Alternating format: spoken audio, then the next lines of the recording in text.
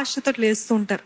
అసలు లేసిందని ఉండి అసలు ఎటువంటి ఇంట్రెస్ట్ ఉండదు లైఫ్ పైన, ఎటువంటి ఇంట్రెస్ట్ ఉండదు. చాలా మంది చనిపోయే ముందు మీకు ఏమైనా కావాలంటే ఒక్క నిమిషం ఎక్స్ట్రా నాకు దొరికితే, ఒక్క రోజు నాకు ఎక్స్ట్రా దొరికితే చాలంటారు. కానీ మనమైతే ఈ డార్క్నెస్, ఈ అంధకారం ఎలా చేస్తుంది అంటే, ఎందుకు బ్రతికి ఉంటాం, అసలు ఎందుకు బ్రతికి ఉండదు, ఎవరికి ప్రయోజనాన్ని బట్టి అని మాటలు వినబడుతూ ఉంటాయండి. This is the darkness of hopelessness. ఇంకా నా జీవితంలో మంచి జరగదు జరగదు జరగదు అని మీరు ముద్రిస్తూ ఉంటారు, రూఢీపరుస్తుంటారు. ఇందాక అన్నట్టు మీ మాటలో ఉంది, మీ నాలుక వశము జీవము మరణం. దేవుడు కూడా అన్నాడండి, జీవము మరణం నీ ఎదురుగా పెడుతున్నాను, ఏది కావాలో కోరుకో. ఆశీర్వాదమా శాపమా నీ ముందు పెడుతున్నాను, ఏది కావాలో కోరుకో.